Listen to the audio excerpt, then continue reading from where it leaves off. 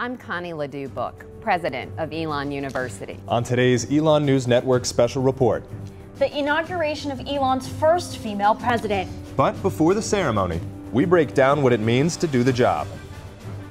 Plus the difference she made in Charleston in her role at the Citadel. And lessons from the past with the next strategic plan at the top of her to-do list. All that and more. Including a live stream of the ceremony. All starting now. Live from Elon University, this is Elon News Network special coverage of the inauguration of Connie Ledoux-Book.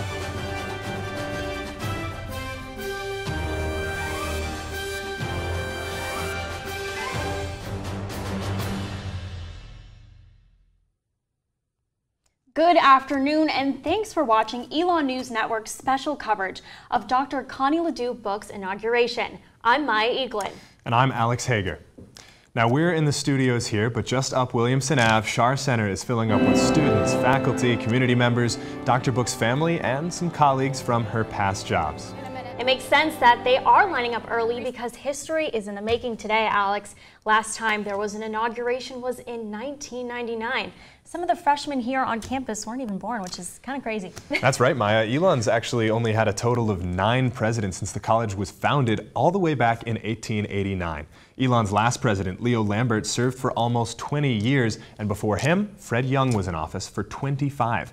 So if history is any indication, we might not be seeing another one of these ceremonies for quite some time. President Book has been actively working as Elon's president since March. The inauguration today is simply a ceremonial marking of her presidency. We asked her how she felt about the job so far, and she said there was one moment when she was making a speech at an alumni event that really stuck with her.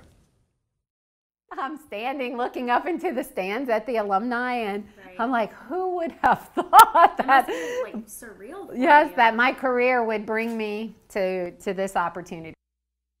And she'll have another one of those opportunities in a few minutes. She is just moments away from addressing the entire Elon community. Some people on campus have been wondering why the inauguration is happening now when Book's first day on the job was all the way back in March.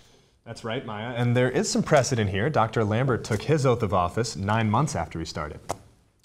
Co-chair of the Inauguration Committee, Lisa Keegan, says it's actually pretty normal in higher education for a president's inauguration to take place months after they start. But more importantly, the festivities bring people together. It's really an opportunity, I think, for us to pause as a campus community to reflect on our history and then also to start to think about the future. Vice President Emerita Jo Watts Williams has seen 3 Elon presidential inaugurations before President Book. She says Elon holds these ceremonies for the same reasons it has college coffee, luminaries, and saplings at graduation. It's just been a long tradition, and it's such a wonderful celebration to have her recognized in this manner. And we've got another Elon tradition to add to the list, this one more rare than others, and that celebration starts in less than 15 minutes, Alex. And let's go up to where that celebration is going to take place. We're going to take a live look at the Schar Center. Our Cami Banky is posted up there inside the new arena, taking it all in. Cami, can you tell us what's going on up there? Well, Alex and Maya, this is truly a historic moment here in the Schar Center. And for some students, this is their first time actually being inside this building. So it's truly an exciting moment for everyone. The ceremony is going to start shortly, but I do want to give you a picture of what's going on right now. So right now you can see people are gathering, sitting down, the orchestra is playing. I want to note some of the people that are here today. Some of those include President Emeritus Fred Young, as well as President Emeritus Leo Lambert. Also, President Book's 8 siblings are all in attendance, as well as delegates from universities nationwide, including William and Mary, University of Pennsylvania, and Duke University. So stick with us for more coverage during the inauguration and during the ceremony. I'm going to toss it back to you guys, but we're now live in Schar Center. I'm Cami Banky, Elon News Network. Looks like a lot of excitement in the air over in Schar Center. Thanks for that update, Cami.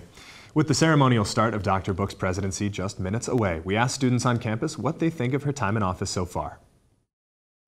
It's very cool that Elon elected a woman as our president. I think she's great. I think she's done or has a lot of really great ideas for the school, and I'm really excited to see my next 3 years with her. One good thing that she's doing right now is she's really focusing on the mental health.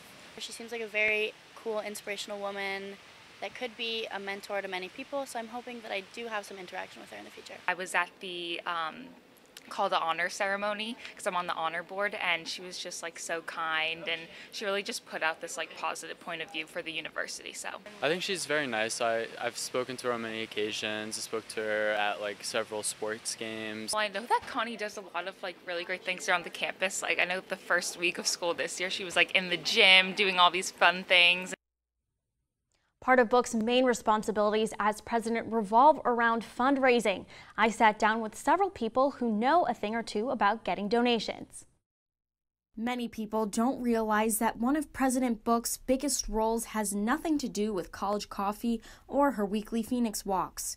Vice President for University Advancement Jim Pyatt works with Book on a daily basis. At Elon University and a lot of universities like Elon, the president is really the most important person when it comes to fundraising because the president sets the tone. Former President Dr. Leo Lambert tripled Elon's endowment during his time, from $80 million to over $255 million. The president is going to be personally involved in almost all of the lead gifts to the campaign, the major multi-million-dollar gifts to the campaign. For Book, it's more than just getting checks signed.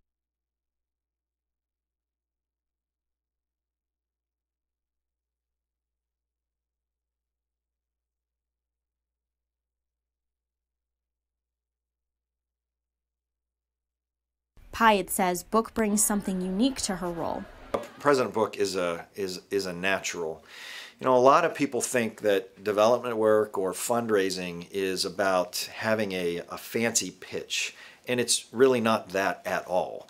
It's about authenticity. In the last 3 years, tuition has increased over $4,000. While the price of Elon has continued to grow, Book says the school is working toward making Elon more available. Elon among privates continues to be accessible, meaning our tuition, I just looked at our peer list, and our tuition, except for among privates, was the lowest tuition offering. And Book is right. Elon tuition is lower than other comparable institutions, the largest gap being $20,000 less expensive than Duke University. Do you think there's something differently that we can do in the recruitment process to look at people from all backgrounds, not just socioeconomically?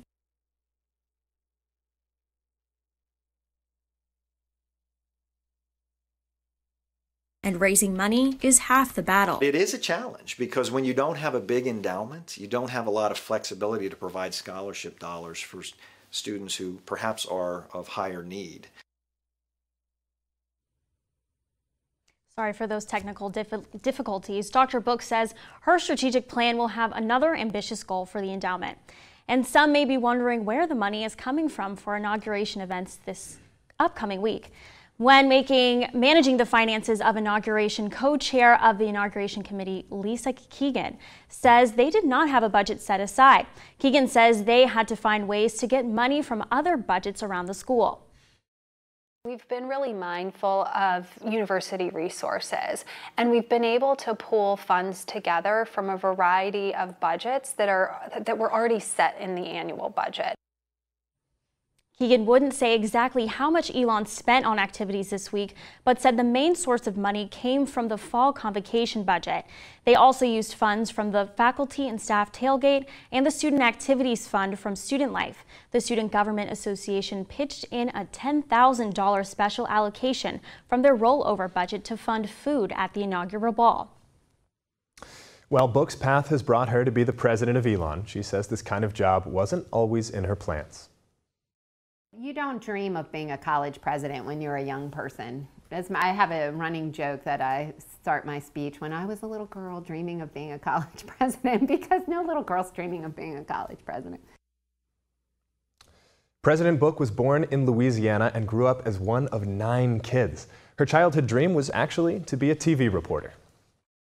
At the time, I don't think they had many. There was no women I was watching on the TV, but what I liked about what they were doing, and it inspired me to want to be a journalist, is that they were helping us understand what had happened and putting the significance of it in perspective.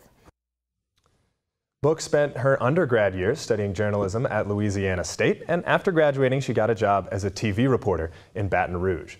But later, she went back to school to get a master's and then straight to the University of Georgia for her PhD in journalism. Her Elon career began right around the turn of the millennium when she became a professor here in 1999.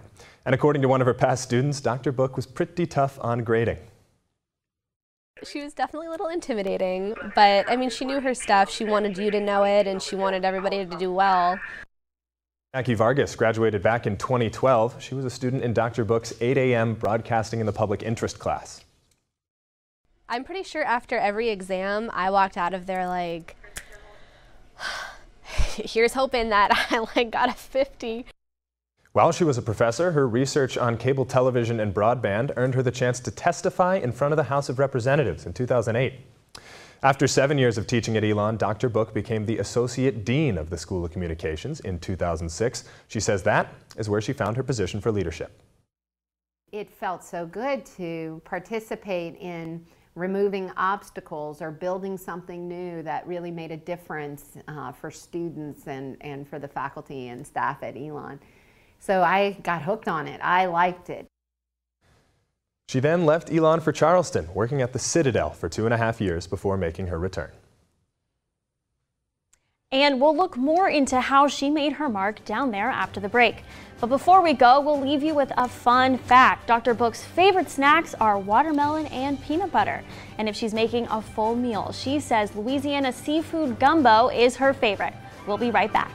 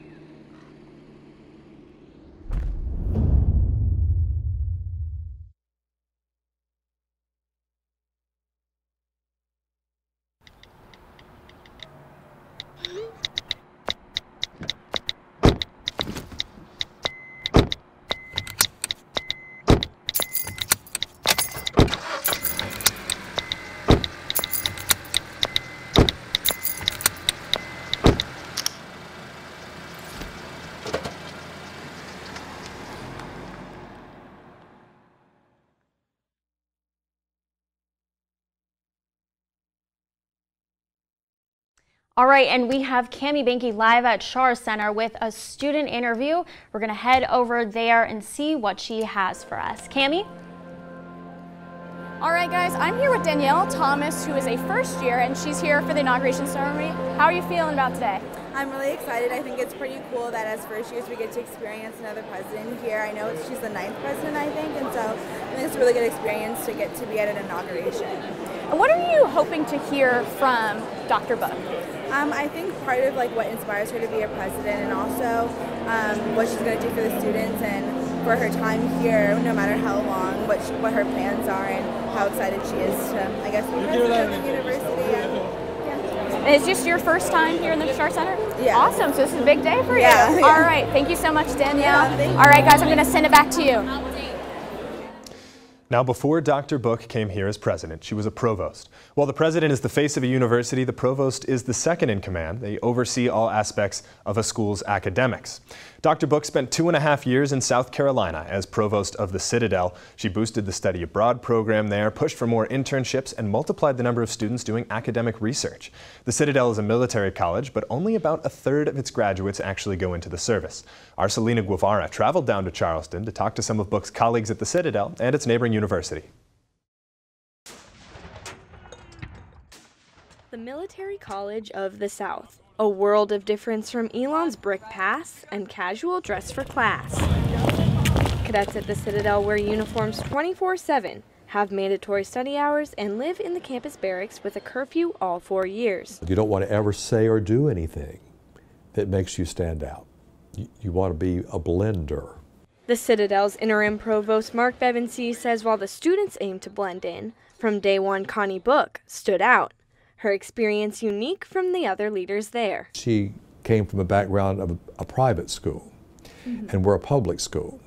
So she brought a perspective about being entrepreneurial that we didn't automatically have. For example, she came up with a way to cut the college's losses after freshmen transfer or drop out. Every time a freshman decides that this is not the right place for him or her, that means that bed is empty for the entire year. Her solution, fall study abroad, so when students come back to campus in the spring, they fill those beds. Presidency says Book thought of the students before considering any program. Her first question would always be, well, before we worry about how we'd find the money, if we could, help me understand how doing this is going to add value to the student's experience. How's this a good thing for students? College of Charleston Provost Brian McGee says her smarts also earned her a reputation with local politicians, businesses, and educators outside the walls of the Citadel. People For a short time, but made a lasting impact. The biggest complaint that we had about Connie was that she left us, and we're still very, very sad about that. Selena Guevara, Elon News Network. Several of her colleagues made the 5-hour drive up to Elon to watch her inauguration today, including Provost Bevensey.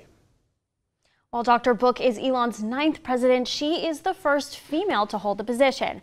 Before leaving Elon for the Citadel, Book was a professor in the School of Communications. Today, Dr. Rochelle Ford is the first female dean here in the School of Communications. For Ford, these similarities bring them together in a unique way. I don't think I wear like my female badge around, but I think it's pretty obvious of who I am, and I embrace that side, and I think that she does as well. Another prominent female leader on campus is Associate Provost for Academic Inclusive Excellence, Brooke Barnett. She identifies with Dr. Book through their career paths in higher education, despite their different roles today. We have in ways in which our leadership differs, and we've had different opportunities, but she's been a great advisor and mentor to me. These women are making history and defying the odds here at Elon. According to the Pew Research Center, Americans widely believe that men have a higher shot at leadership positions in business and politics, even as most people say that men and women make equally good leaders. And now we're going to check back in with our Cami Banky, who is over at the Schar Center. Cami, what's the atmosphere like in that new arena? Oh, we can see a Schar Center right there, so it looks like people are feeding in there. It looks like the front is still empty, but I'm sure that's going to be filled with professors that are going to be filing in rather soon. You can hear they are just making the announcements now for the presentation of the colors, but first we are going to talk about some of the other preparations that they've been making. Dr. Book is just getting started in her role as president, but she's already got her first big task, helping with Elon's next strategic plan. Our Christian Galvano dug through the university archives to break down how some of the school's past strategic plans have made it what it is today. This will be a pivotal year, one of completing, one of looking back at our history, and one of envisioning our future.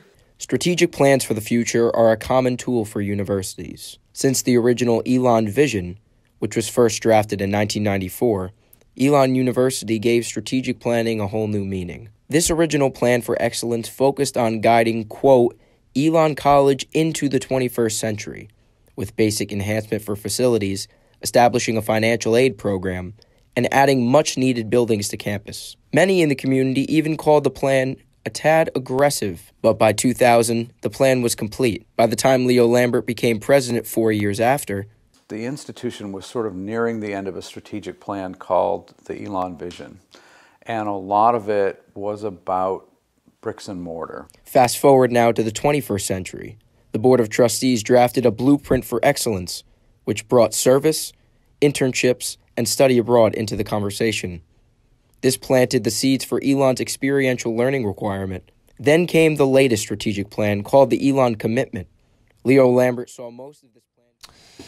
The Schar Center is filling up there. We're taking a look live at it now. You can see professors and a few of Elon's dignitaries filling in those first few rows and students taking the rest of the seats. Yeah, I think the ROTC students are down there too, probably coming in with a procession of colors. They are presenting the colors. ROTC, some students who are in a military training program. And you can see, you might not be able to see them, but we know that Leo Lambert and Fred Young, Elon's past two presidents, are definitely in the audience there. I expect them to be right up front, and it's got to be quite a moment for them watching, you know, the next person carry the flag of Elon into the next chapter of the school's history. Absolutely. We hear that trumpet fanfare actually happening. The first speaker is going to be from Jessica Patchett, too. We're going to have quite a few speakers today who are setting up the speech for Connie Book as well. She really has her work cut out for her here. You know, you talk about Leo Lambert having led the school into the new millennium, leading the school into its era of Division I athletics. Adding 100 buildings he did. 100 buildings and really bring the school into national prominence. And now a new chapter is beginning for Elon, and Connie Book is going to be at the helm. You can see now Elon's senior staff and administration leading the charge into the arena, and I have a feeling there are going to be quite a few robed professors following there. Of course.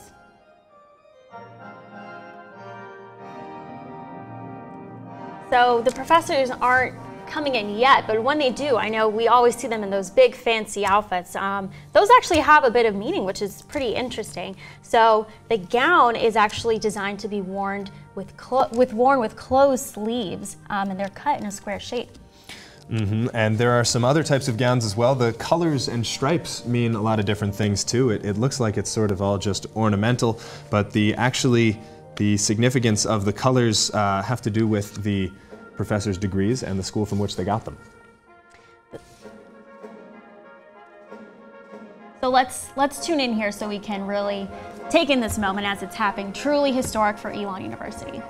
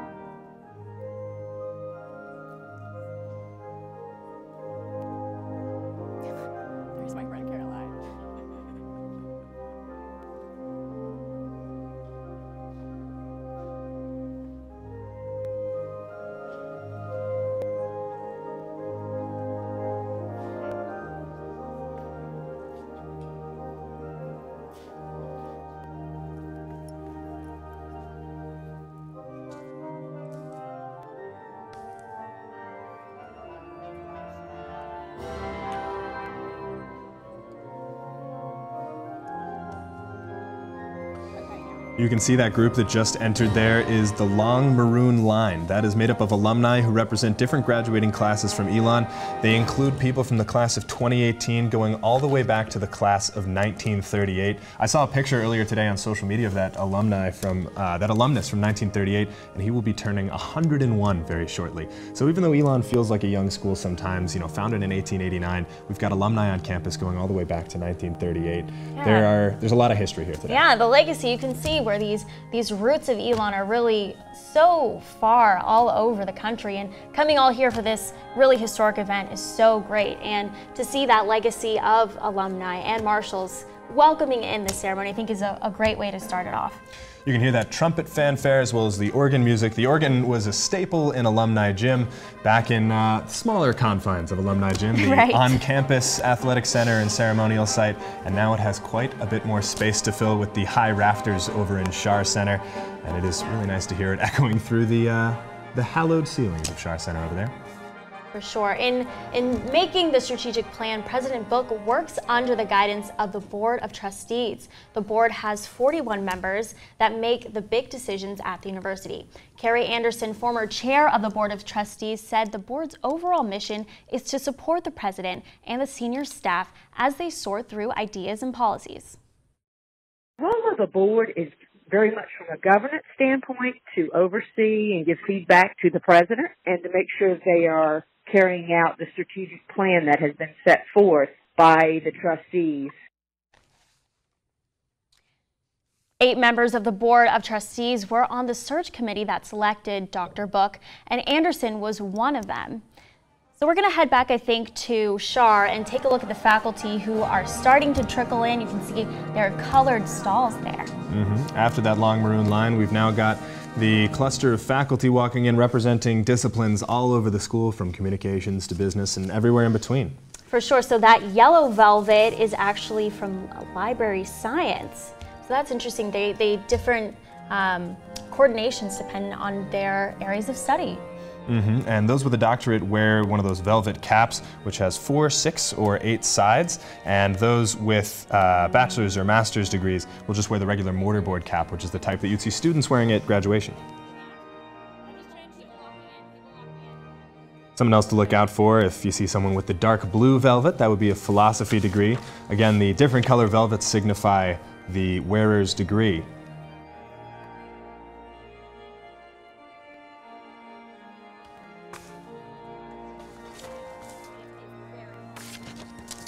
Now, whether it be new buildings or academic resources, Elon University's campus changes every year. Our Courtney Weiner took a look at what the culture of campus was like for 2 of the living presidents.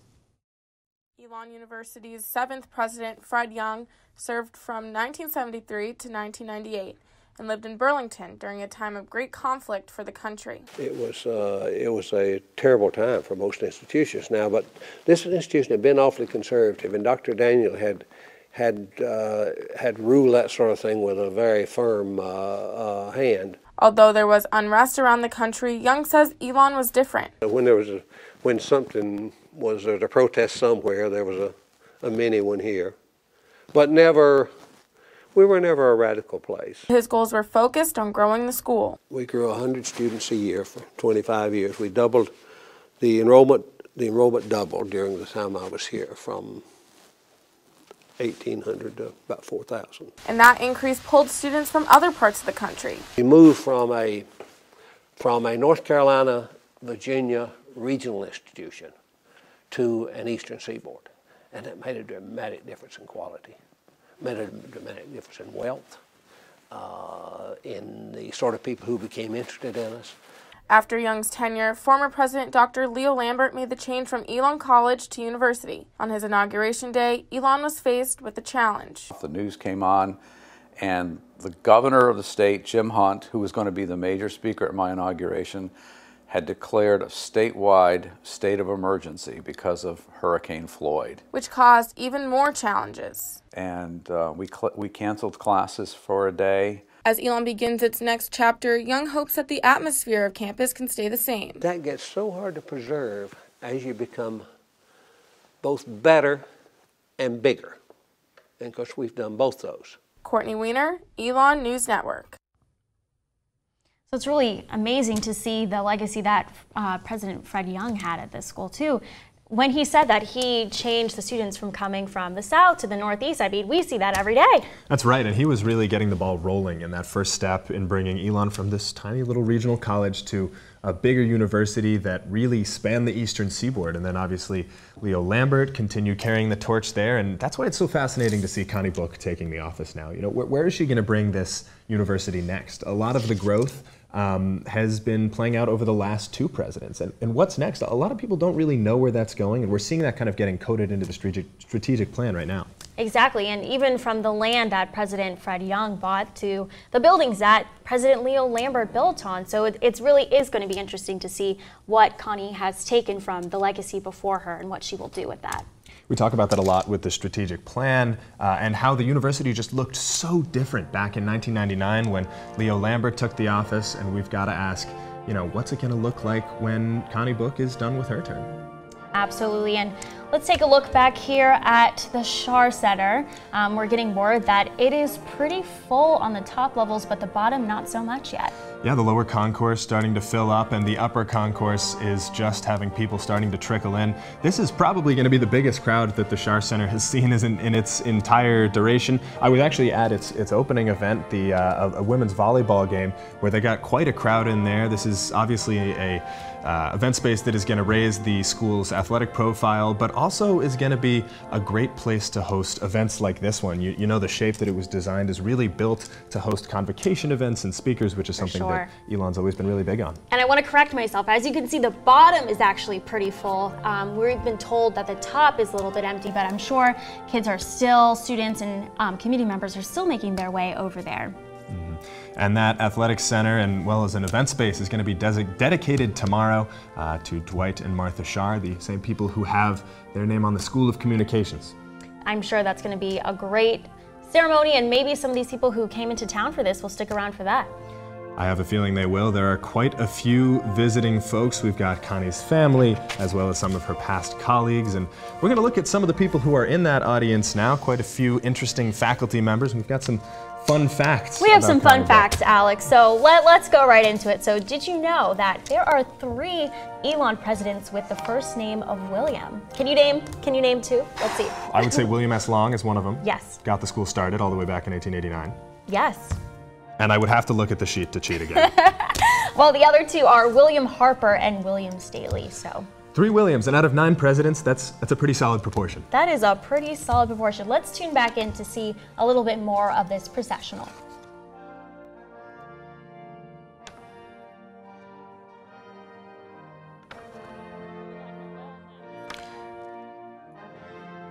The people sitting right behind the faculty on the arena floor are some student leaders who were pre-selected to take those seats, and then the rest of students are in the wings in the lower bowl and now just starting to trickle into the upper sections of the Shar Center. Yep, and we know that John Dooley actually sent those invitations out yesterday. Well, the President's Student Leadership Advisory Council, known as the PSLAC, gives students the chance to sit down with the President and senior staff a few times a year. Our reporter Brian Ray talked to some students on the committee and found out how it's operating a bit differently under Connie Book's leadership. We really serve as the voice of the student population. Janae Tyson is a senior who's been on PSLAC for 2 years. But for junior Frederick Evans, he joined PSLAC this year because he wanted to be that voice for all students. A lot of the times we look to our leaders, we look to the same people over and over again, but I want to be able to be the person that speaks up for some of the people that don't necessarily have a voice. The students work closely with Elon's senior staff to share ideas and feedback. I really do think they take those opinions to heart, and they really do want to hear not just the positive feedback, they want to hear what are students saying behind closed doors. Tyson attributes this to President Book's listening ear, something senior Sophie Zinn, who was on the committee last year with Dr. Lambert, didn't see previously. I felt like before there were kind of certain student voices that were controlling the conversation, and their perspective seemed to be louder than everyone else's.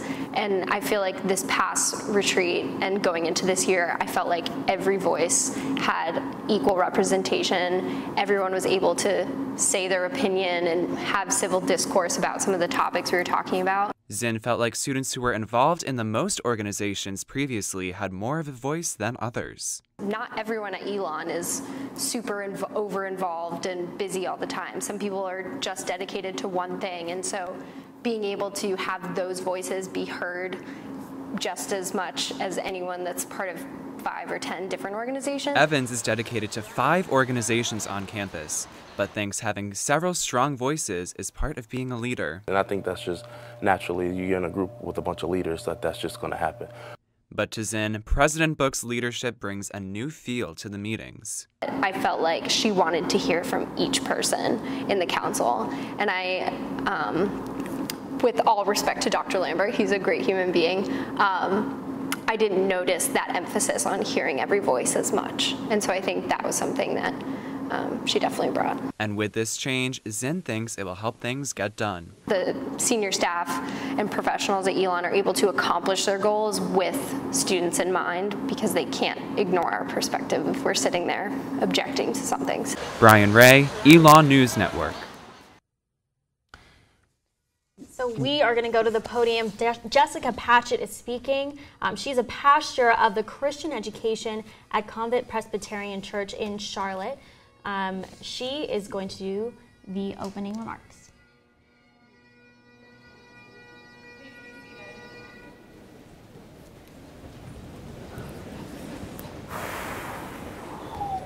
Today we gather for a profound milestone in this, our Elon University's life together.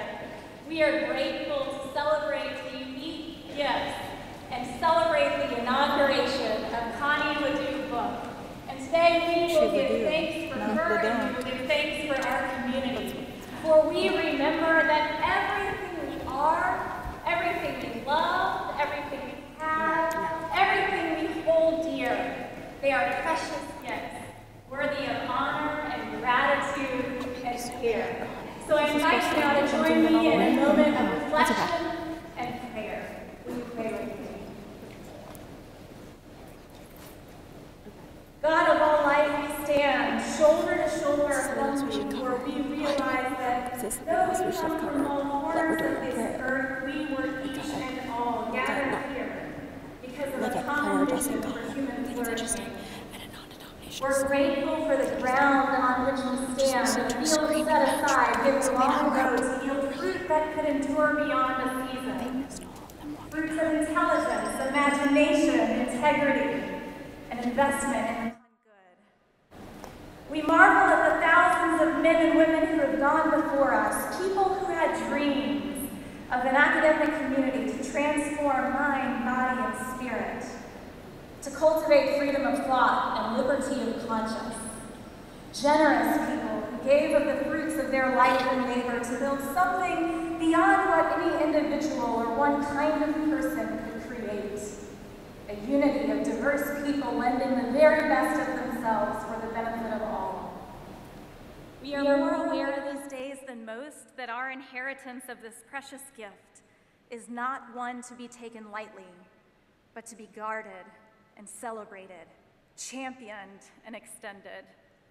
So we pause to say thank you for each person here and each person around our world who gives something of themselves to continue the Elon legacy of cultivating full and selfless lives of learning, work, and service.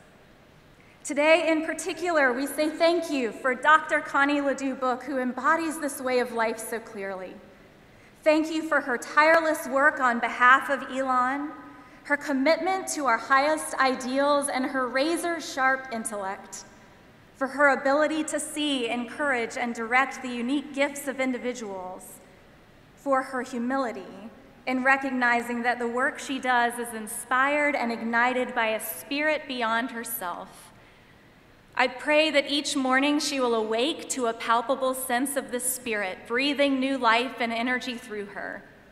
I pray each day as she works and speaks, listens and decides, that the Spirit of life will give her wisdom to see what she cannot see alone, and courage to do what she could not do on her own. And I pray each evening she will trust that the Spirit's life and work will carry on the work she loves, so that she may rest easily in grace and in peace. And because we need her for years and years to come, may this community be a source of blessing and support for her and for one another. Help us to build one another up with kindness, forbearance, gratitude, patience, forgiveness, mutual care, and love. Help us resist temptations to be distracted by inconsequential divisions or selfish pursuits for power. Instead, help us lend all we are and all we have to the beautiful work handed unto us to reflect a divine and saving light into every corner of our lives and all the earth. Amen.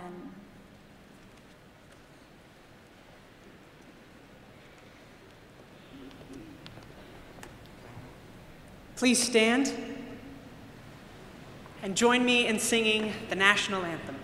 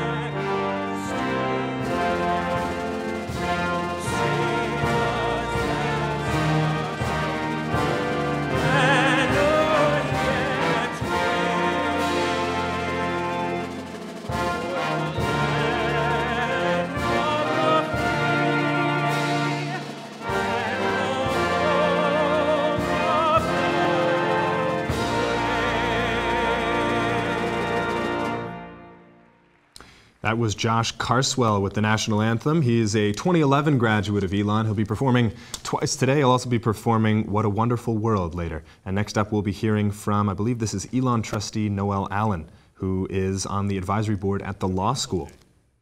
What a beautiful place. Thank you so much for being here. This welcome comes not only from the current members of the Board of Trustees, but from dozens of trustees who served before us, men and women, some governors, senators, congressmen, secretaries of state, ambassadors, captains of industry, coaches, nationally recognized educators, preachers, doctors, and even a lawyer or two. They bravely founded and nurtured a college 129 years ago in the middle of nowhere, and made it coeducational long before a lot of better-known colleges dared to be so. Men and women who dreamed when others doubted and imagined a Phi Beta Kappa chapter when others just saw kudzu. Part of my duty here this morning is to introduce today's platform party that I'll review quickly. From the Board of Trustees, we have the chair and an Elon parent, Ed Doherty, vice chair and Elon parent, Ed Moriarty, youth trustee and 2017 graduate, and also a current graduate student at the University of Georgia, Lauren Brown, and then Presidents Emeriti, Fred Young and Leo Lambert. In the audience, representing the late Earl Daniely, we have Earl's daughter, Jane Shutt, and Earl's sister, Faye Connolly, and her husband, Tom. Also, Josh Carswell and accompanist, Dr. Joe Watts Williams, class of '55, and also former vice president, who witnessed at least 4 prior presidents. The Reverend Dr. Jessica Patchett, Michelle Weideman Snavely, and bringing greetings from students, faculty, and staff respectively, Dr. Prudence Lane, Janet Rao, and Kenneth Brown. We're also pleased to have with us Lieutenant General John W. Rosa, United States Air Force, retired, and President Emeritus of the Citadel, here to present Dr. Book.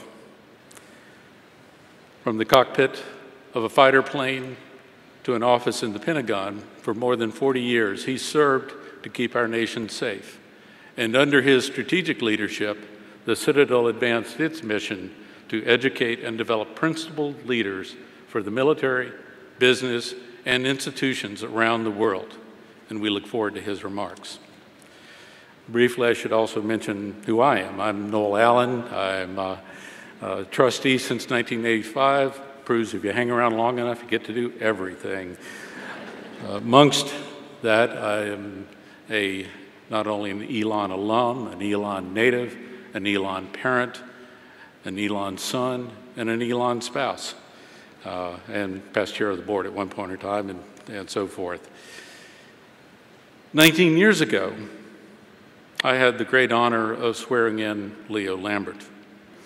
It is the most important job of the board to hire and support the institution's president. Today, we celebrate the inauguration of Elon's 9th president. In perspective, at a time when the average length of service of college presidents is a little over 6 years, Elon's presidents have averaged over 16 years. Not too shabby. As the trustees have done with every pivotal search and long-range planning committee for the last 30 years, the search committee included faculty, student, staff, leaders as well. That's part of the Elon way.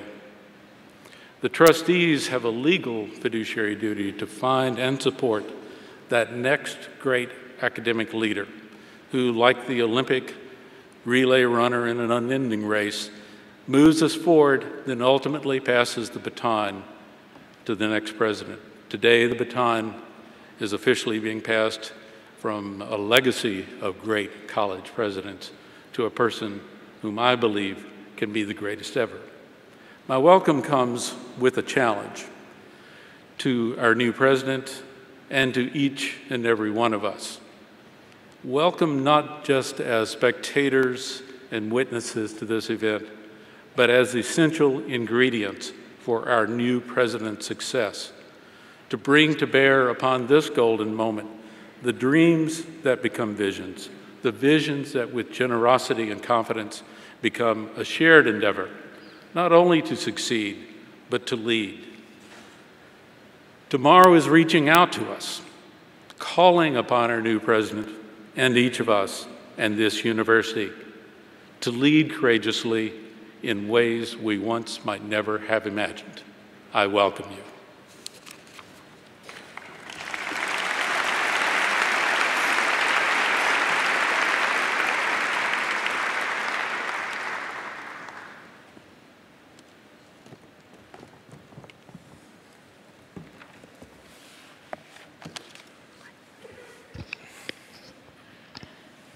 Good afternoon. It is our distinct honor to speak on behalf of students, faculty, and staff, and to welcome you to this special occasion in Elon's history. Today, we focus on the values and spirit we hold in common, as well as the fabric of cultures, backgrounds, and perspectives that make up our diverse intellectual community. Who are we? We are first, second, and third shift. We are seekers and advocates, curious questioners and developing adults, today's technicians and tomorrow's leaders. We represent established and emerging scholars in fields across the wide range of human knowledge. We are plumbers, advisors, mentors, and bakers, coaches, nurses, writers, and Phoenix card makers. We hail from nations all around the globe, representing many faith, ethnicities, sexual orientations, ages, stages, and backgrounds. We are committed to a community that transforms mind, body, and spirit to a life of learning, personal integrity, and an ethic of work and service, to be global citizens and informed leaders motivated by concern for the common good, and to scholarship, study, and service, and the belief that education and putting knowledge into practice creates a better world for all. Today, we proclaim our passion for Elon's future. This occasion is not only the installation of Elon's 9th president, it is a time for us to recommit as a community to our shared values and to celebrate our unique and affirming community. Those of us who walk these red bricks under mighty oaks aspire to create the finest learning community in the country. And now, we want to hear from you, students, faculty, and staff. Will you please stand and loudly express your excitement and support for this community and for President Book?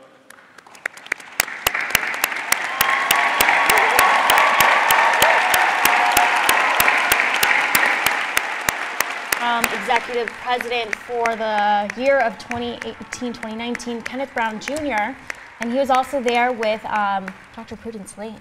She's the chair of the Faculty Senate and also an associate professor of English. Both very qualified people to give remarks on behalf of the Elon community.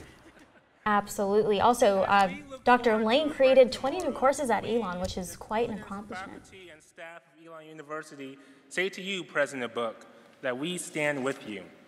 In his inaugural address more than 60 years ago, Elon's 6th president, Dr. Earl Daniels, said, "Although it is pleasant to reflect upon our history and to pride ourselves in the past accomplishments of our alma mater, this is a time for charting the future, for confidently restating our philosophy and our guiding principles." On that occasion, Dr. Daniels asked the Elon community to join hands and hearts in a united effort to strive for higher levels of excellence. And today, we ask that members of our new generation reaffirm Elon's aspirations. Students, faculty, and staff, after each of the following 3 statements, please proclaim your support for Elon by responding, "We will." Will you join hands and hearts in united efforts to strive for higher levels of excellence? We will. will you continue to dedicate yourselves to preparation of global citizens and informed leaders motivated by concern for the common good? We will. And will you offer sincere help and support to President Book in her leadership of our community? We will. Laissez les bons temps rouler. Let the good times roll. Long live Elon. Mike. Thank you. Please be seated.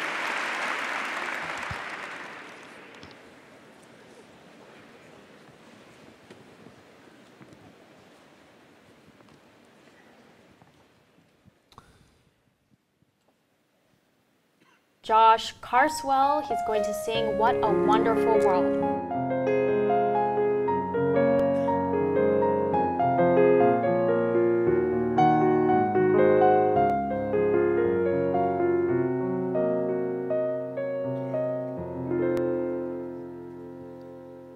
I see trees of green, red roses too. I see them bloom for me and you, and I think to myself, what a wonderful world. I see skies of blue and clouds of bright, blessed day and dark, sacred night. Then I think to myself, what a wonderful world. All the colors of the rainbow, so pretty in the sky, are also on the faces of people going by. I see friends shaking hands, saying, how do you do? They're really saying, I love you.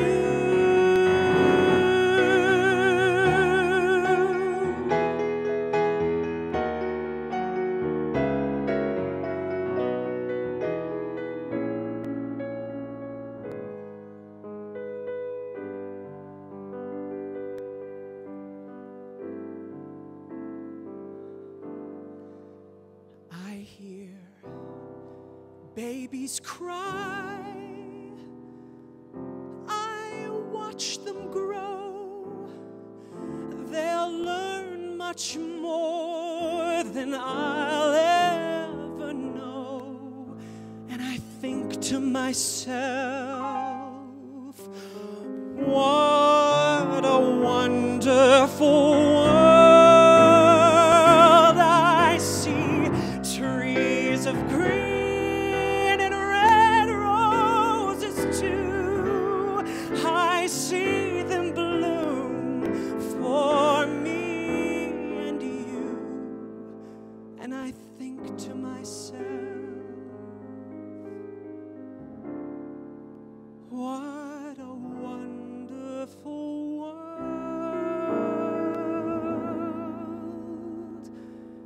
Yes, I think to myself, what a wonderful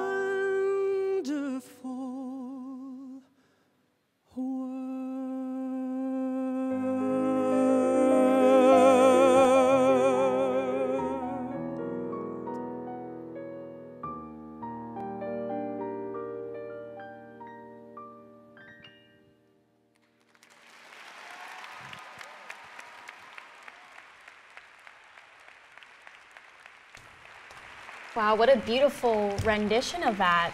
Really impressive performance from Josh Carswell, class of 2011. He also performed here in January in a bluegrass concert, and quite an honor for him to be selected to do the anthem in that song here today. Good afternoon. Let's take a look back in. Add my own welcome to this wonderful, wonderful event. Thanks to the students of Elon, the staff, the faculty, all of you, the Elon community and the Elon family pulled together for this very special day.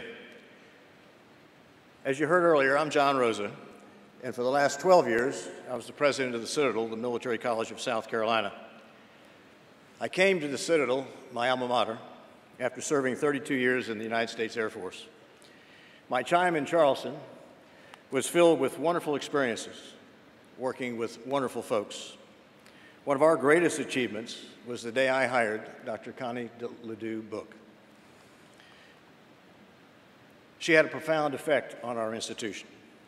As the first woman provost in 175 years, she set the gold standard for provosts at all colleges and universities. Before I introduce Connie, I'd like to first thank the Elon Board of Trustees for allowing me this honor.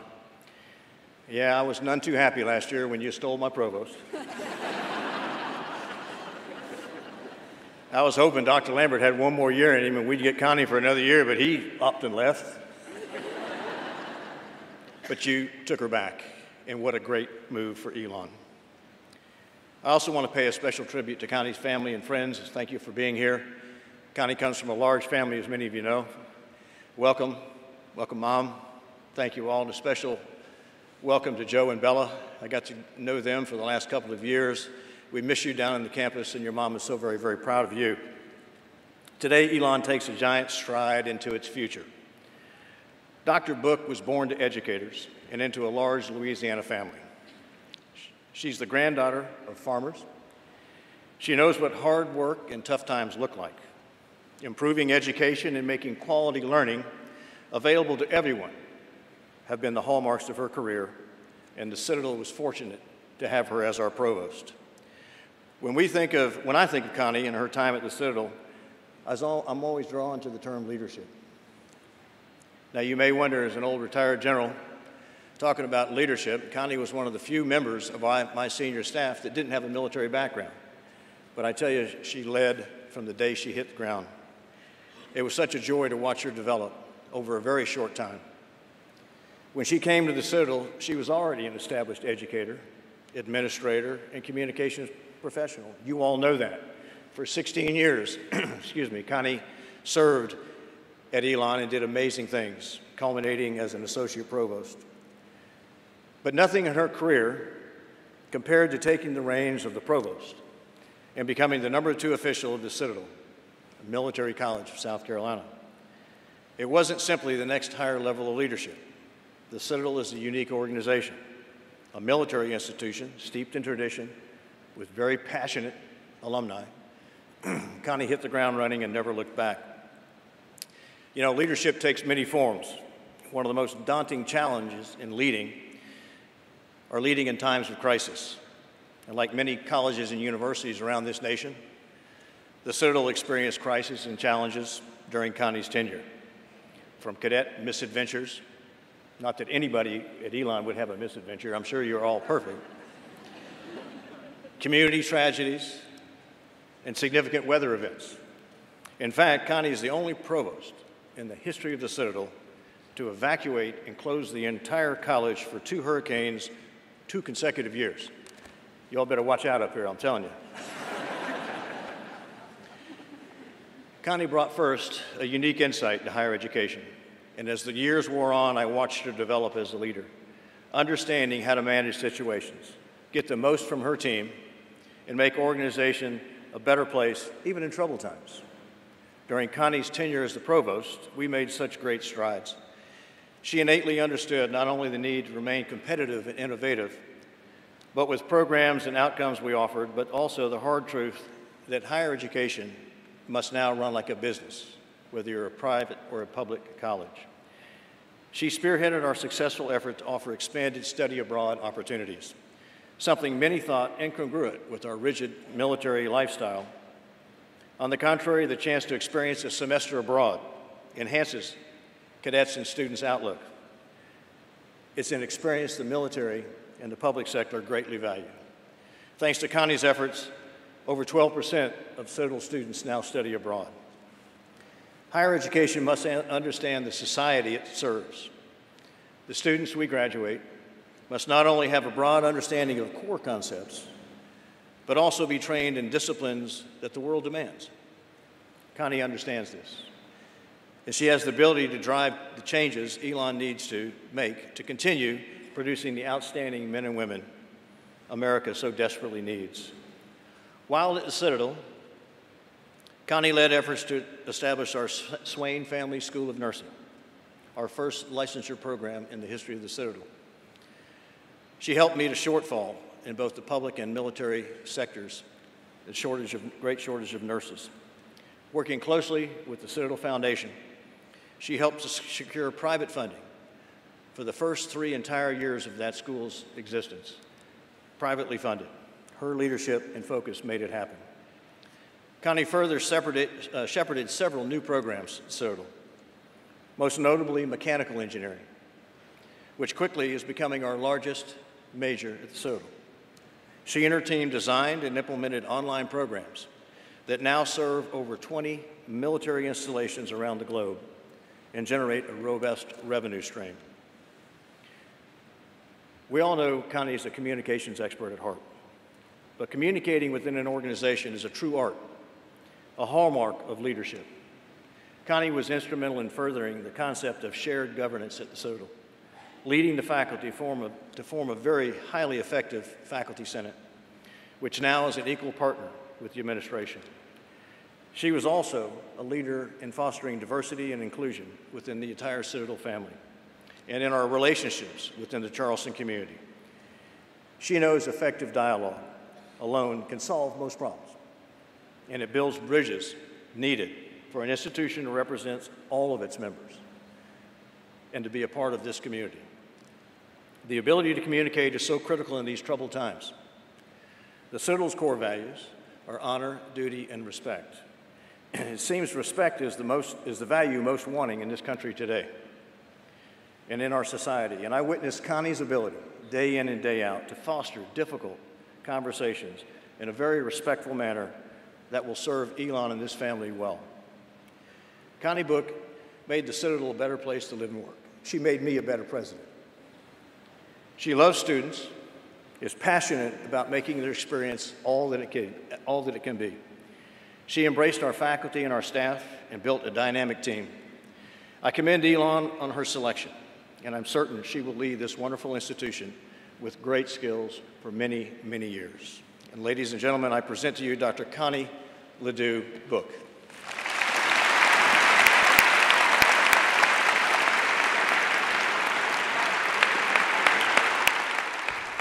So that was Lieutenant General John W. Rosa. He added some humor there and talked about Dr. Book's leadership. And up next, we've got Elon parent and current chair of the Board of Trustees, Ed Doherty. He will be leading the investiture ceremony before Dr. Connie Book comes out for her inaugural address. A round of applause there. A standing ovation, and after that esteemed introduction from a former colleague of hers, I think she deserves one. Please sit down. Good afternoon. As we begin the investiture, I ask that Dr. Book's children, Bella and Joe Book, please come to the stage.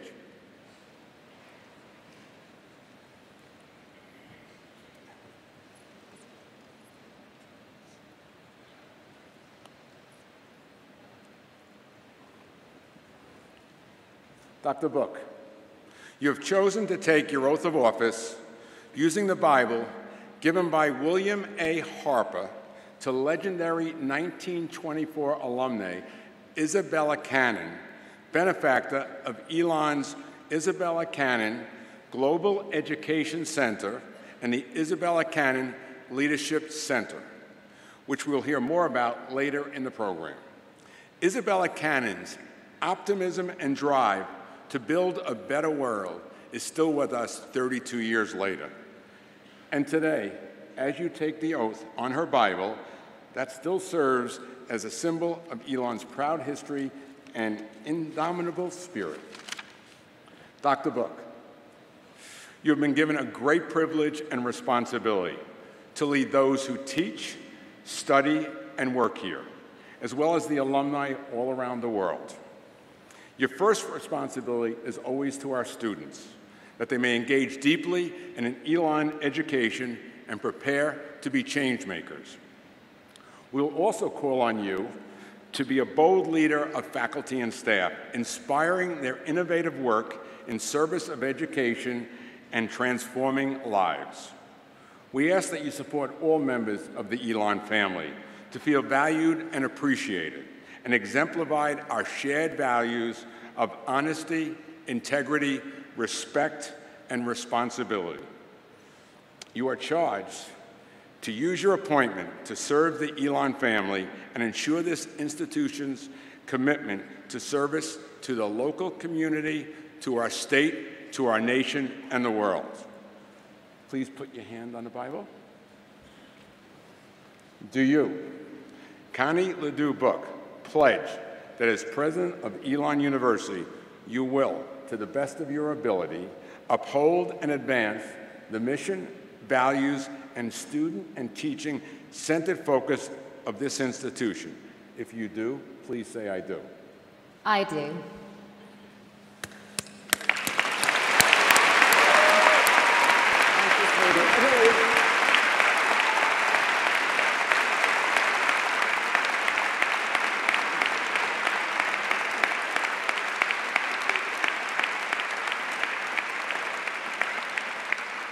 With that, I ask trustees Lauren Brown and Ed Moriarty to come forward to present the Presidential Medallion.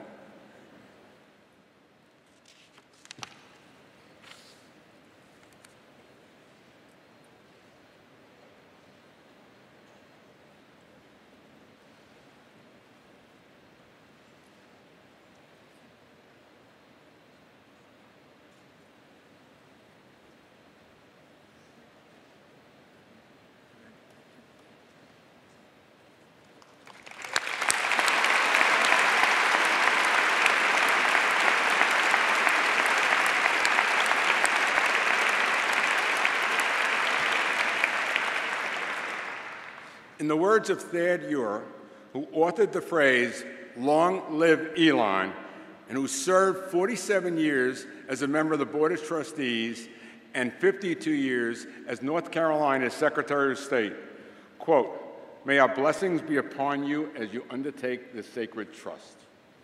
On behalf of the Board of Trustees and the entire Elon University community, I proudly declare you, Connie Ledoux Book, officially invested as the first woman president of Elon, as well as the 9th president of Elon.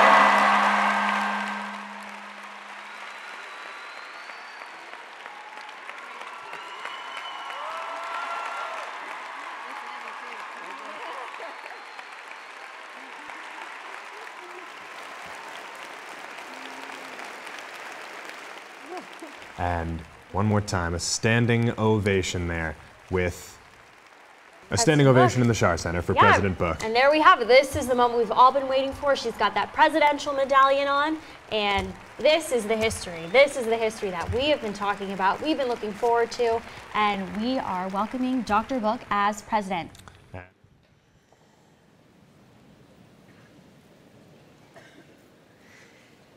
My heart is so full of thanks today in this beautiful new Schar Center, exactly as we had imagined as a community gathering space. Just beautiful. I have a deep appreciation for each of you for this great university and its student-centered mission. Elon University's story is one of aspiration, of reaching, of always becoming.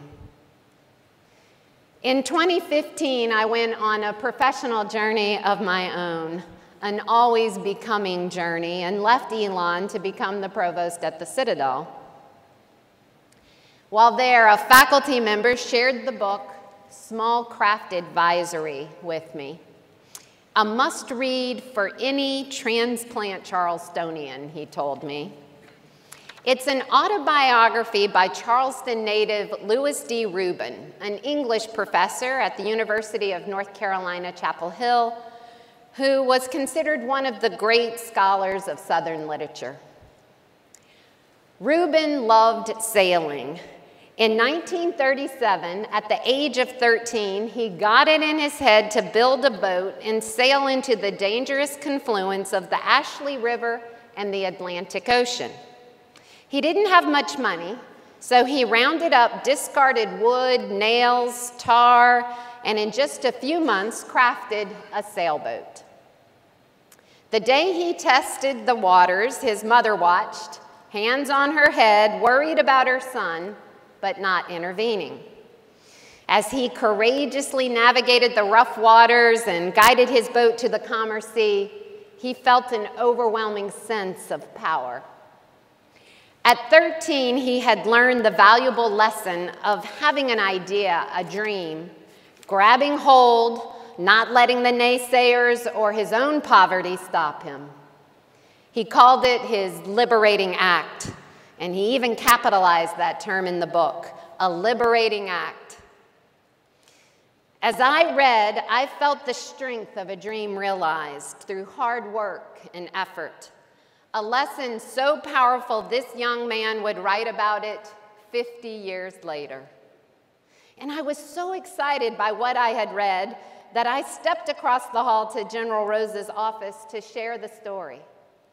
When I explained Reuben's concept of a liberating act, General Rosa pointed to the model of a stealth firefighter, the F-117 Nighthawk that he kept on a stand, and said, like the day I first climbed into that, leaving my wife and 2 sons behind. And I said, yes, like that. I was so moved by these moments of human courage when people followed their minds and hearts that I started asking everyone, what was your moment? What was your liberating act? This state of always becoming, where we grow to understand that our lives are a continual process of reaching ever higher, of learning and growing, our personal power, our choices, how we see the world, and ultimately how we then decide to change it. Always Becoming is Elon's story. This great institution, recognizing the strength of setting our own course, our own sails, a perpetual state of always becoming more, better, stronger. Today, many of my colleagues from the Citadel are here, and I am so grateful for the lessons about leadership I learned from them, for their constant guidance and support. I often think of Miss Eartha Brown, seamstress supervisor in the tailor shop, who on my first day measured me for my uniform, a 1954 Women's Army Corps uniform. And trust me when I say this is a no-nonsense, no-frills skirt and blouse. So in an effort to modernize just a little, I asked Miss Brown if I could have my skirt 2 inches above the knee. And without missing a beat, she said, "No, ma'am." "How about a little tighter here in the hips?" "No, ma'am." Miss Brown was taking the time to set me up for success. She knew that if I reported to my new duties wearing the general's uniform incorrectly, that my credibility would be diminished. She didn't want that for me, for her, or the Citadel. She was leading from her position. She was my teacher, and I listened as I became. In fact, wearing my uniform correctly became a group activity. Everyone invested in my success so that nothing I was wearing could distract from the work we were trying to accomplish together. Thank you, General Rosa, Miss Brown, who's here today, and all my Citadel friends, my uniform checkers, who are here today. My own father and mother left impoverished Opelousas, Louisiana in a liberating act when they packed up the family station wagon in 1970. All 9 children in the car, including my newborn brother Paul, and we headed to Corvallis, Oregon so my dad could continue his education. That liberating act would change all 9 of their children's lives, forever better, forever richer, and all of our children's lives. I'm enormously proud and grateful that my parents faced their fear and in an act of courage pulled out of that driveway and drove our futures forward. My father, who passed away in 2015, would have been so excited to be here today and be a part of these events. In fact, he'd be telling us all what to do at this very moment, wouldn't he, Mom? Please join me in welcoming my mother and all 8 of my brothers and sisters who made that station wagon journey with me and have joined us today.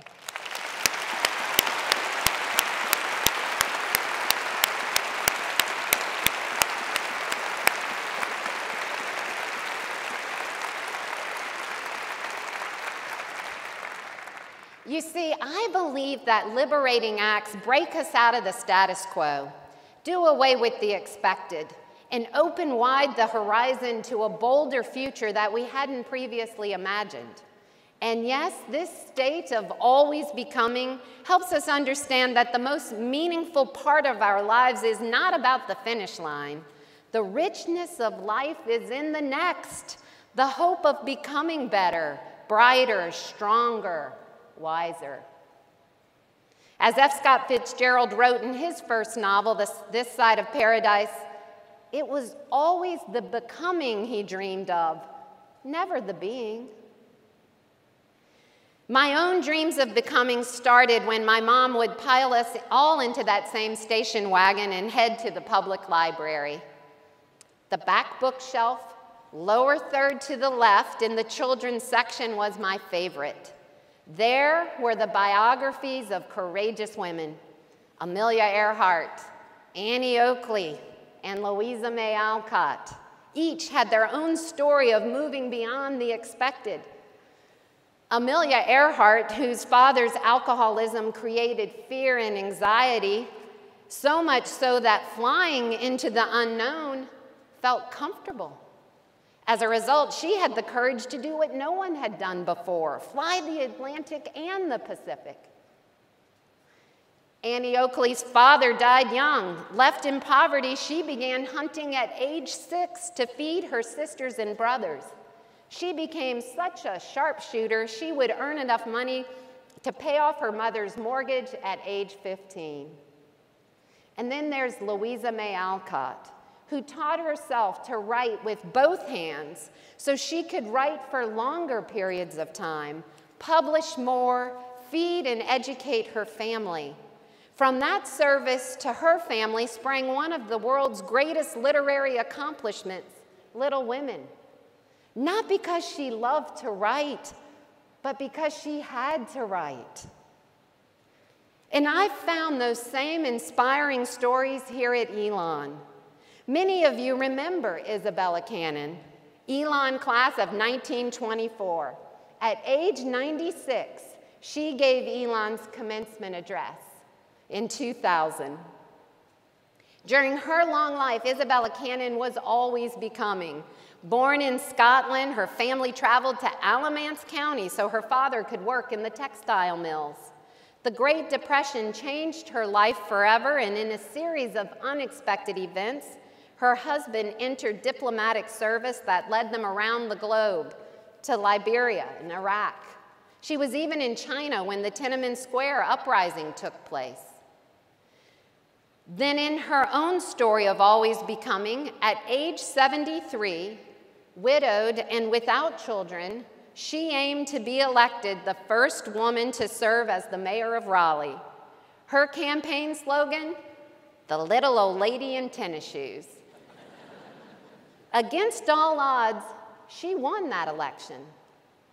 In her commencement address, she told Elon graduates to embrace the unexpected opportunities in their lives. A great message. Jump ahead to 2005 to Trustee Jeannie Robertson's remarks to the graduating class, one of my favorite commencement addresses. Prince Hussein of Jordan was scheduled to speak, and a conflict arose. Jeannie embraced being the stand-in. She told the crowd that instead of a prince, they had a queen, 1963 Miss North Carolina. For those of you who don't know Jeannie, she makes her living as a humorist, has a popular show on Sirius XM radio, and travels the world sharing her stories. She told Elon students that she had spent her life searching for good material, humor, the positive in everyday life. And she said, when you go looking for good things, you find good things. I still chuckle when I remember Jeannie describing her son Beaver's time as an Elon student as the 6 best 4 years of his life.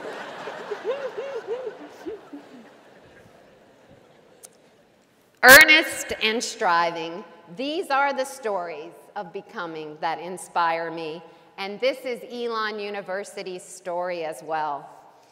Elon was established by the Christian Church in 1889, and you can still feel the legacy of our founders' faith and principles here on campus.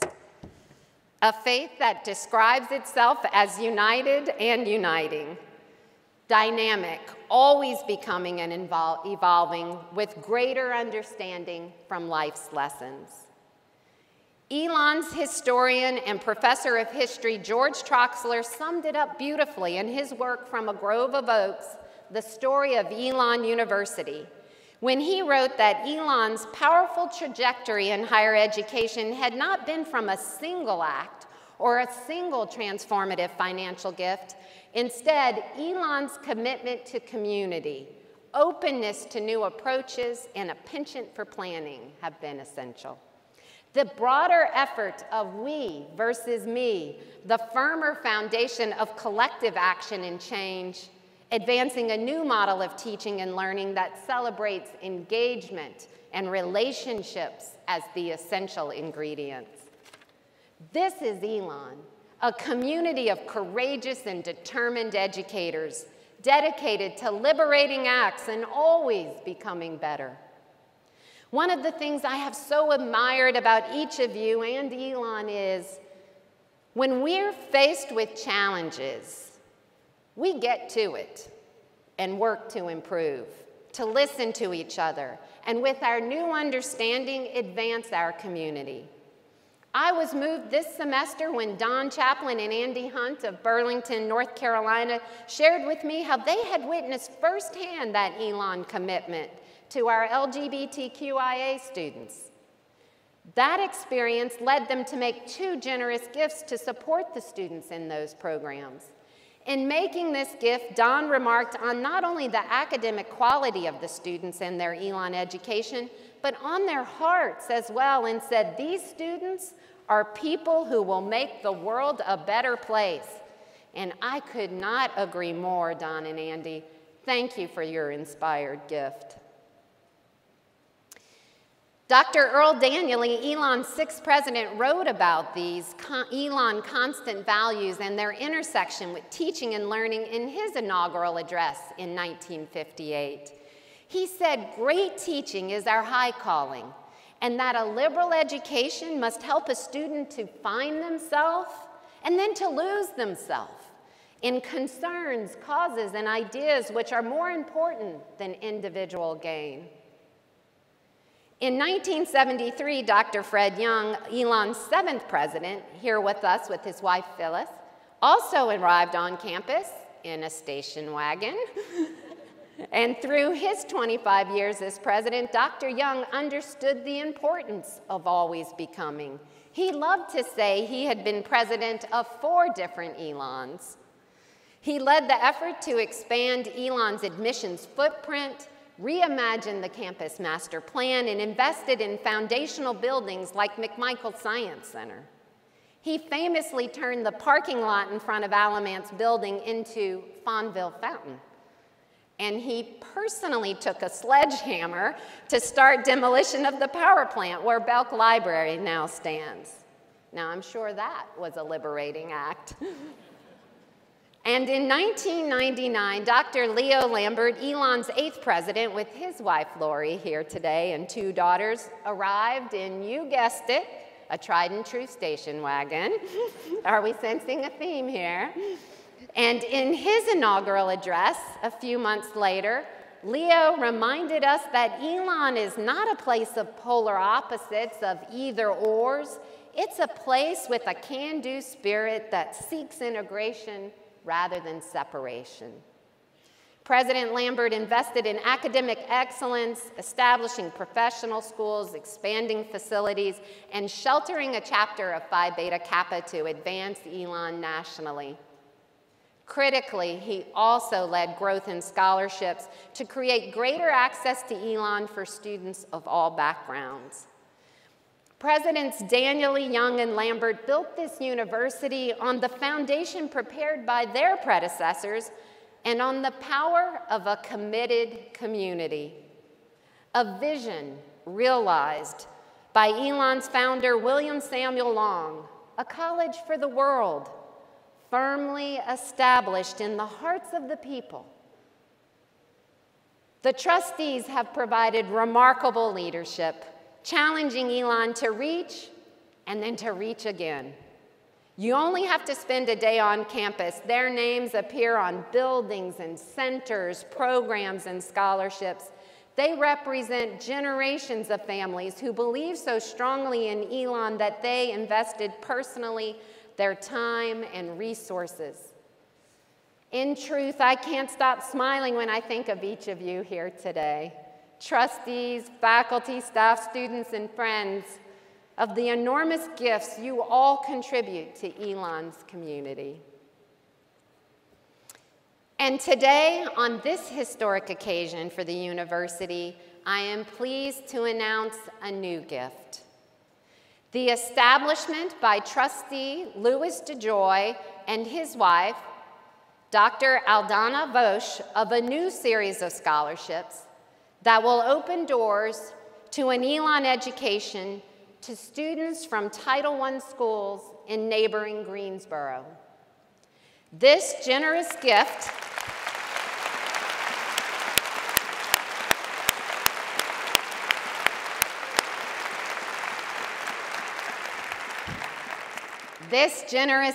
will establish the DeJoy Vosch Scholars in our Odyssey program and will grow to 12 full scholarships in a few short years.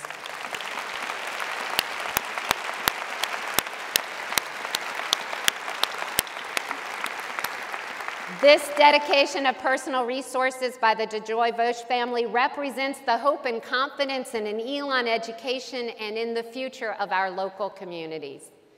Louis and Aldana are creating opportunity where little was imagined through the power of education.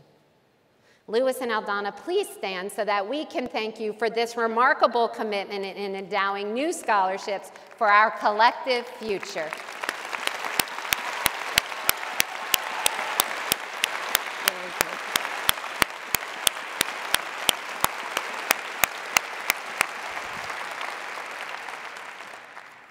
For 129 years, young men and women have come to this place to gain the education, experience, determination, and spirit they need for a lifetime of growth.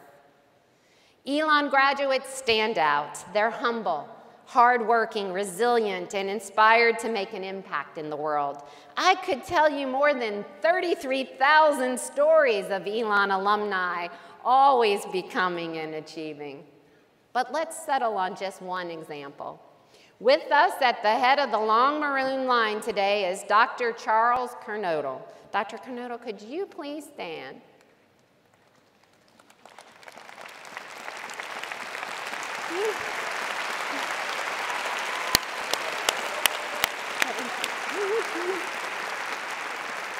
Now, Dr. Kernodle, class of 1938 and 100 years young, Dr. Kernodle's lifetime of becoming has included service as the U.S. Army Chief Surgeon in Frankfurt, Germany during World War II. After the war, he returned to Burlington and to establish the Kernodle Clinic with his brother and cousin, and was always on call, providing family health care for generations. And that includes being the football team physician for our local Williams High School for nearly 7 decades. Dr. Kernodle continues to be always becoming. Thank you, Dr. Carmona.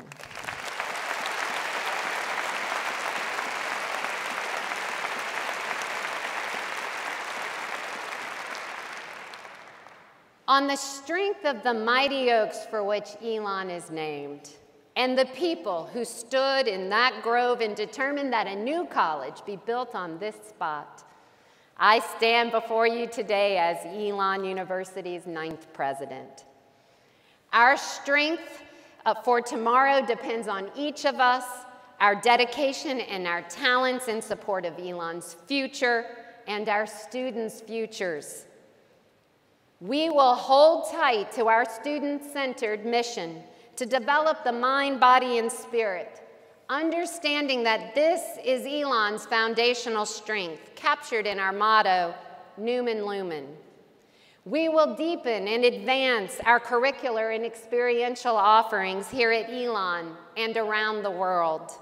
The mastery of powerful and ethical teaching against a backdrop of vibrant and innovative engagement.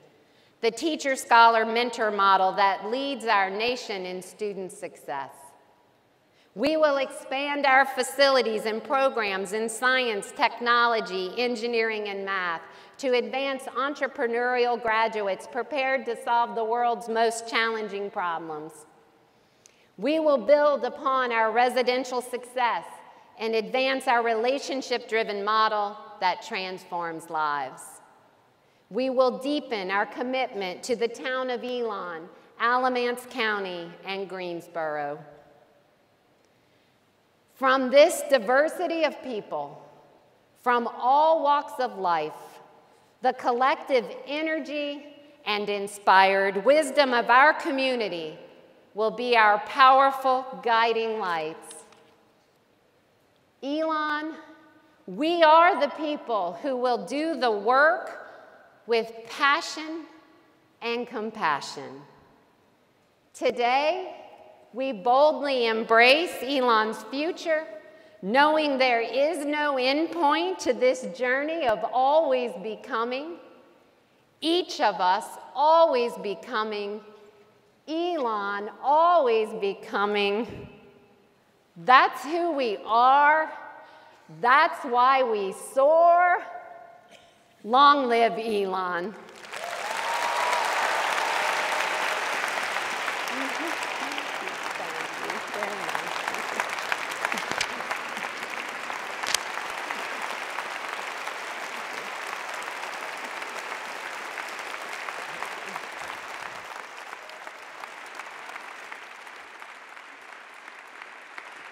Yet another standing ovation for President Dr. Book there.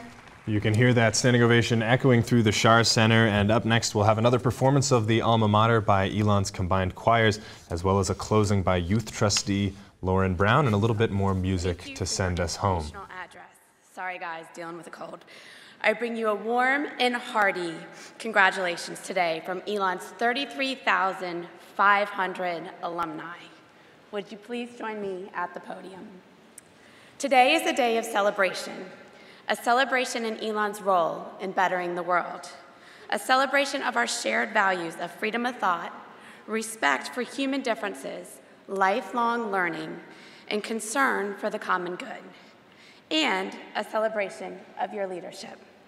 President Book, to propel this institution forward, today we asked you to do. Continue to always shepherd our alma mater and the Elon family towards new heights of excellence. That you work to keep our community focused on the values of Numen Lumen, intellectual and spiritual light. That you remain focused on the power of the Elon education to transform the lives of students. And that you call on us to stay connected to the Elon family and to envision and steward our university's future. Alumni members of the audience, you're already standing. In recognition of your inauguration of the 9th president of Elon, and as a symbol of your responsibility, we present to you a copy of the original handwritten charter of Elon College. This historic document reminds us of our deep roots and our founder's vision to grow the branches of this mighty oak even higher.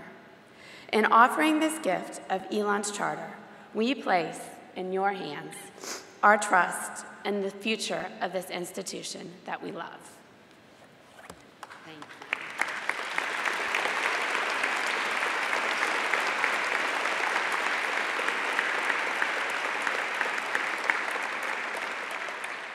President Book, Elon alumni around the world declare our support to you and pledge our lifelong partnership with this institution, which continues to shape our lives and empower us to contribute to a better world.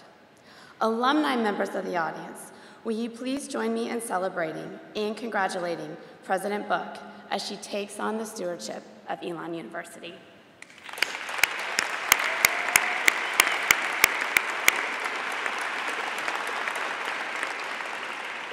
Thank you. The choir will perform the first 3 verses of our alma mater. Please join them in singing the 4th verse.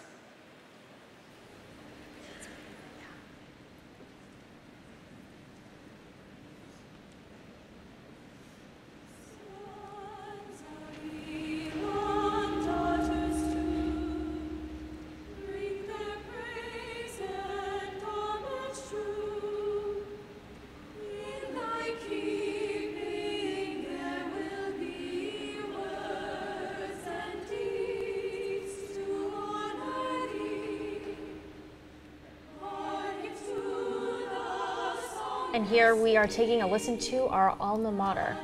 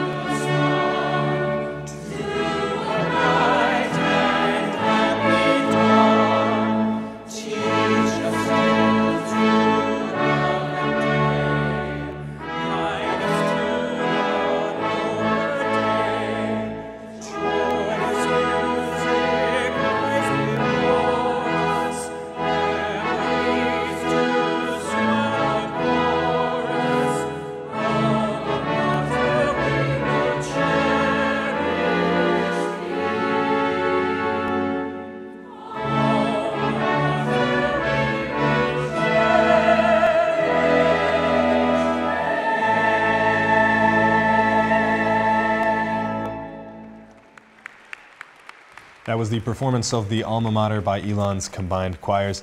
And up soon we will hear a closing from Lauren Brown, who is the head of, or is the youth trustee on the Board of Trustees.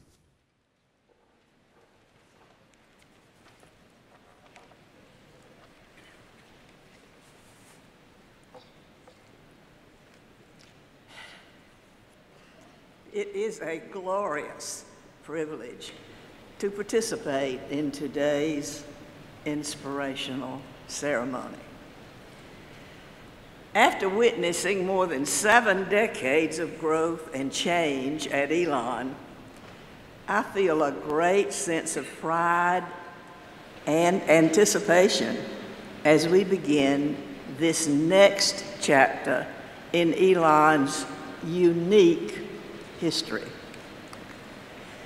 When I arrived at Elon in 1945 to begin my studies, well, you can imagine the campus then, and it looked a lot different from the way it looks today. So much has changed, and Elon has grown far beyond our imagination. When I went to work in the office of President Smith, we could never have conceived of the nationally recognized university that was in the future for Elon. But I hasten to tell you that the people of Elon today are fundamentally the same as they were in those early days. We are humble and hardworking, and we are kind and generous. We love and take care of each other. And we are so proud of Elon.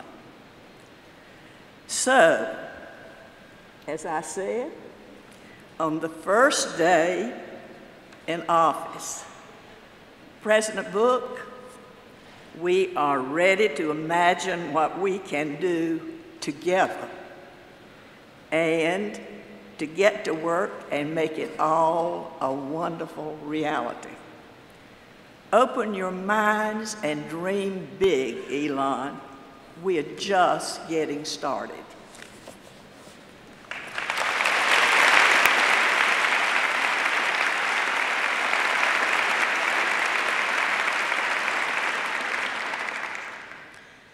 In his 1911 commencement address, Emmett L. Moffett, Elon's 3rd president, said to graduates, "Aspire to great things. Expect great things. That's the only possible hope of doing great things." President Book, we look forward to doing great things along with you in the years to come. Today, our hearts are bursting with pride and optimism about the future. On behalf of Elon University Board of Trustees, thank you for attending today's historic ceremony. In keeping with our community's culture and traditions, we invite you to join us at the Global Commons building across Williamson Avenue for a campus-wide celebration. Please stand, if you are able, for the retiring of the colors and remain at your seats for the recessional.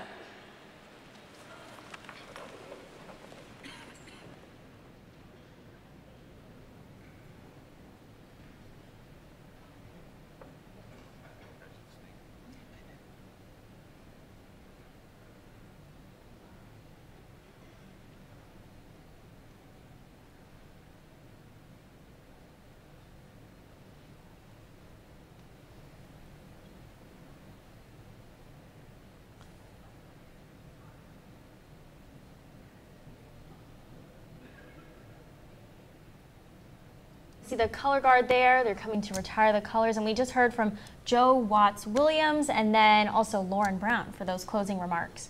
Sort of the older generation of Elon and the next generation of Elon. Joe Watts Williams worked under President Smith. This was all the way back. This was a president who was here for some great events. She went to Elon during President Smith. Yeah, right. And he had a crazy presidency. He was president during the Great Depression, World War II, the Korean War, and went through 3 campus fires, if you can believe it or not. So someone who was a student here during that era, and then a speech from someone who graduated in 2017 and is currently a graduate student and is representing the next era of Elon students. She's also a star on the women's basketball team. She certainly was. So it was great to have those 2 contrasting voices to bring the ceremony to an end. Really punctuate things after Dr. Connie Book's speech. And now we're going to have the retiring of the colors by the ROTC Guard.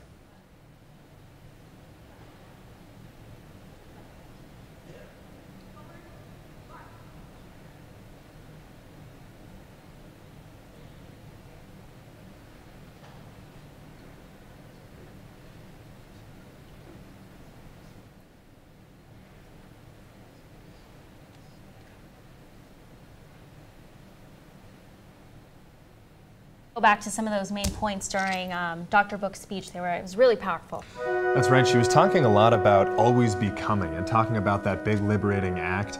We're hearing now the beginning of the recessional being played. It is the Firebird by Igor Stravinsky. But going back to some of those talking points. Yeah, we see some of those presidents too from Elon. That's right. These are the 8 presidents who came before Dr. Connie Book.